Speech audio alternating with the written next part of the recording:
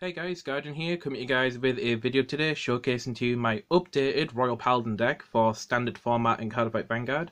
So yeah, really happy to be able to show you guys my update. So it's been about 3 months I think since the last deck profile I did in this, and yeah, safe to say that I've got all my cards now. I'm not scrounging for King of Knights Alfred anymore. But the funny thing is that I did end up picking up the SVR Alfred. A friend of mine pulled it from a booster pack, which you'll know of if you follow me on Facebook, which, by the way, I'll link my Facebook in the description in case you want to follow me on there. Post every now and then, but not a whole lot, so yeah, just keep up to date with me on there, or you can contact me through Facebook. But yeah, I was also able to get the Aichi and Blaster Blade Force markers with the signatures on them as well, which look really, really nice. Yeah, I think one guy that showed up to the locals had the Blaster Blade marker, which I don't think I've seen him for a while actually.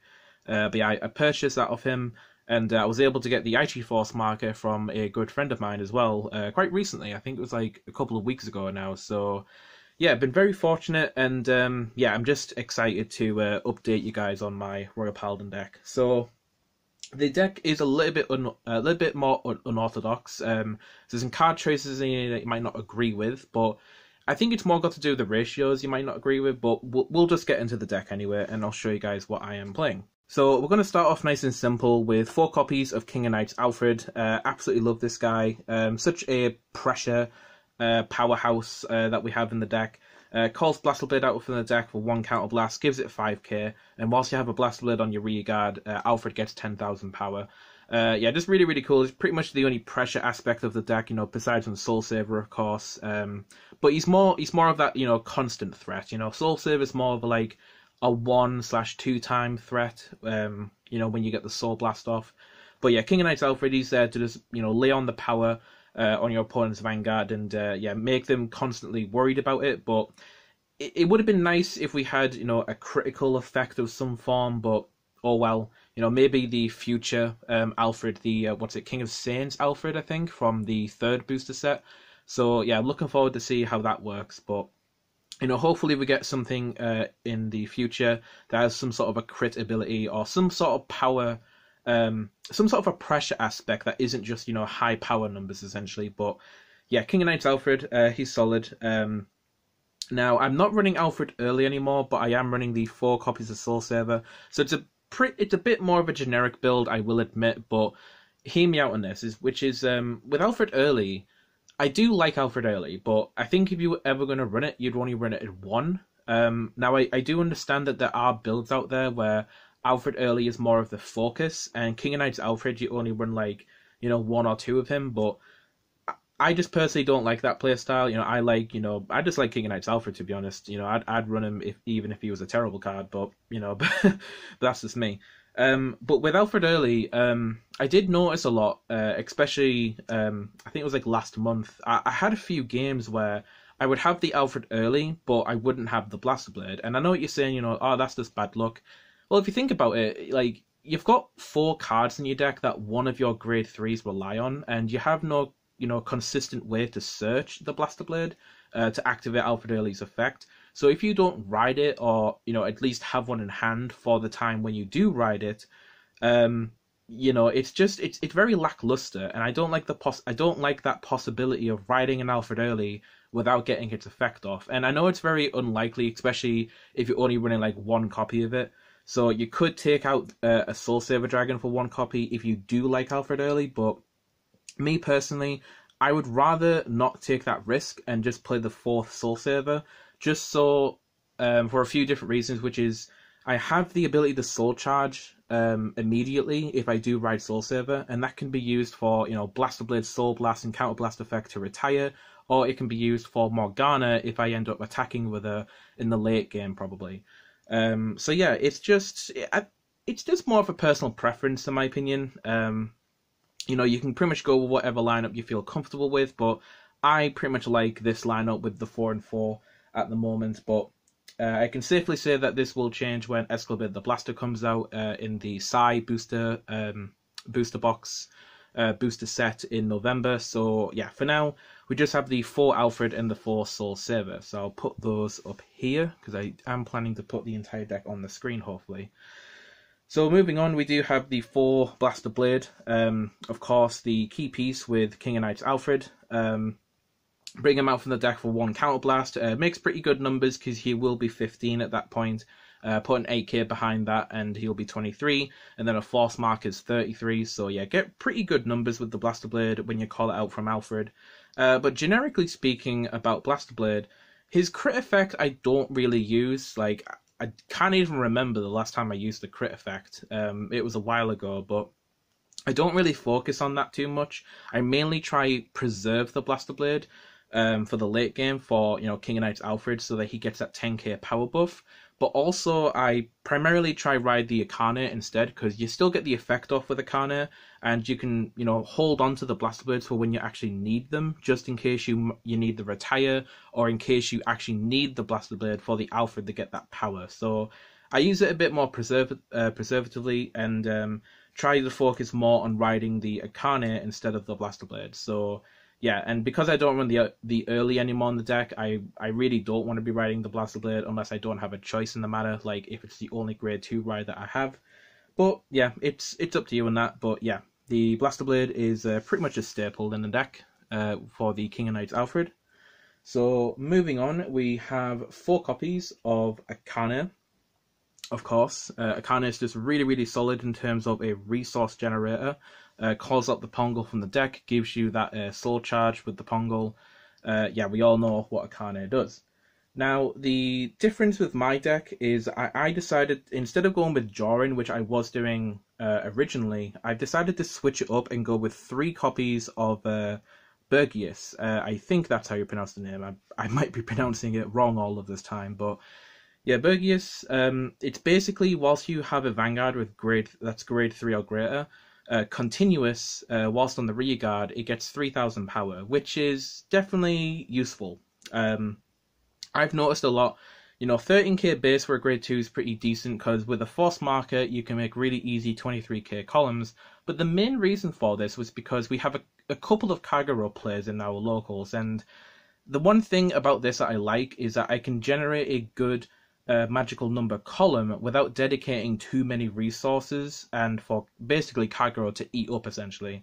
So yeah, it's basically trying to make good number columns without dedicating too much of my hand to the board, which does sound quite anti-Royal Paladin, but it's only because I don't want to be putting stuff on the board that I know that Kagero is just going to eat up eventually, and I just wasted a card essentially. So yeah, I decided to go with 3 of this, but I probably will take this out. I'm actually thinking about taking it out for the new grade 2 that works with Excavate the Blaster.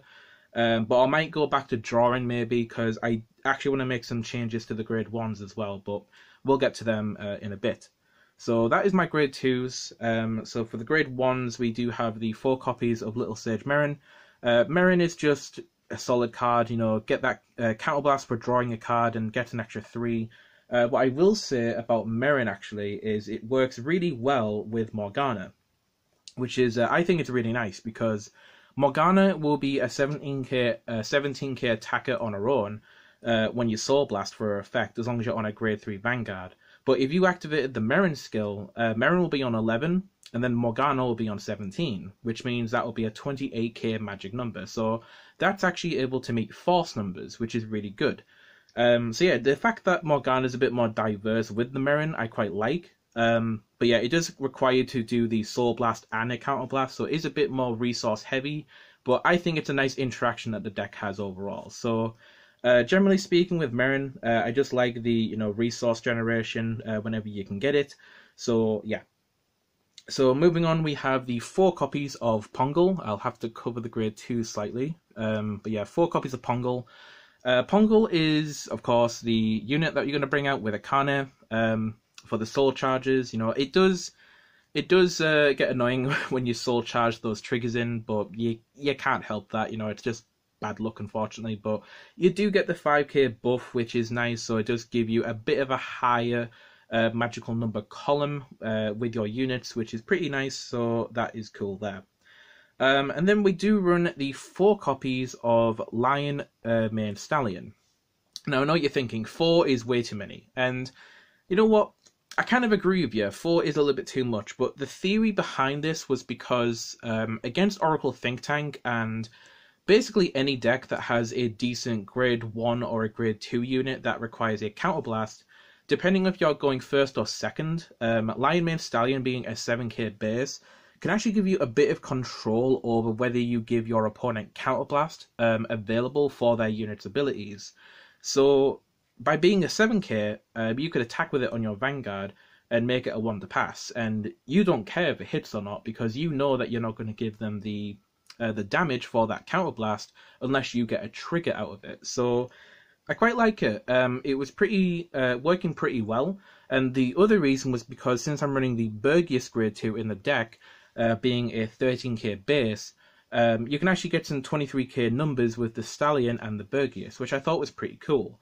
Now you may be thinking, well, hang on a minute, that just counteracts what you said before against, with Kagero. You don't want to dedicate too much to the board, which is why you're running Bergius. But for the matchups where you're not against Kagero, or you're not against a deck that has retiring abilities, you can just call as much as you want to without worrying too much, because you can just make the magic number column now, not worrying about your units getting retired or anything. So yeah, I think it works hand in hand with each other, and of course the Stallion also works with the Akane as well, making those 23k numbers as well. So I quite like that. I like how you've got like these 7 grade 2s here that work with this grade 1, and the utility of the grade 1 being a 7k, denying your opponent counterblast, I also thought was pretty cool. So yeah, like I said, this is a build that I've just been playing for the longest time, basically, since I've been editing the deck left, right, and center. And I was quite comfortable just leaving it as this, but like I said, I am looking to change the deck quite soon, actually. So yeah. And then we have 2 copies of Morgana for the last grade 1. Like I said, the interactions it has with Marron is really cool, making 28k or higher, depending if you have force markers or not. But the fact that it can meet force numbers as well makes it a lot more diverse and a lot more useful, more of a toolbox card. So if you actually do want to be calling it down for the extra attacks, in case you're down on grade 2s or whatever, it's a nice option, and it's solid against Excel and Protect clans on its own, but with the addition of Marron, you can reach those force numbers pretty well, so that's pretty cool as well. And then finally, we have the grade 0s, which of course are going to be your 1 copy of Glyme for your starter. Still like the new starters, I think they're just really nice in general. And then we have the 4 Epona and the 4 Flogal for your criticals, the 4 copies of Iseult for your draw trigger perfect guard, and the 4 copies of Elaine for your heal trigger. I am really looking forward to getting these triggers hollowed, by the way, with the Psy booster pack coming out in November. I'm looking forward to getting the boarded versions of these cards with a hollow, because they'll all match my draw trigger, which, I know a lot of people are looking forward to the full art ones, which, I'll probably get those anyway, just as collection pieces, but I'm looking forward to the boarded ones that are hollow, just because they'll all, look the same as my draw trigger, basically, so that's pretty cool. But yeah, like I said, this is just an update to the deck from the last one, because I know the last one was a lot more, lengthy in terms of the video length, so this one didn't take as long, but I thought I'd explain just the card choices, with the Lion, Mane, Stallion, and also the Bergius as well. I quite liked the interaction between these two, because it allowed me to change my playstyle depending on what deck I was versing. If I was against Kagero, I would put more focus on the Bergius and just use Lion, Mane, Stallion, here and there. More times than often, I'd actually use the Lion, Mane, Stallion just as a guard card. I wouldn't bother calling it, because I just used the Pongals and the Marron as the 8k boosters with the Bergius, just to, get those numbers higher. But the Lion, Mane, Stallion was a nice backup, Vanguard booster, rear guard booster just for the Akane and also the Bergius as well when I wasn't against Kagero. But yeah, generally speaking, I'm quite happy with the deck overall. Looking forward to Escalibur the Blaster coming out in the next booster for Royal Paladin, which it's going to be an interesting build, I think, with Escalibur, because I still haven't decided really how I'm going to build that deck. So yeah, looking forward to that when it comes out. But yeah, that's basically the deck, guys. That is the update. So I hope you guys enjoyed. look forward to any new videos that I do on the channel. Not too sure what I'll do next. We'll just see as we go by. But yeah, that's it for the video. So thank you guys very much for watching. Don't forget to follow me on Facebook if you haven't already, in case you want to keep up to date with any things that I post.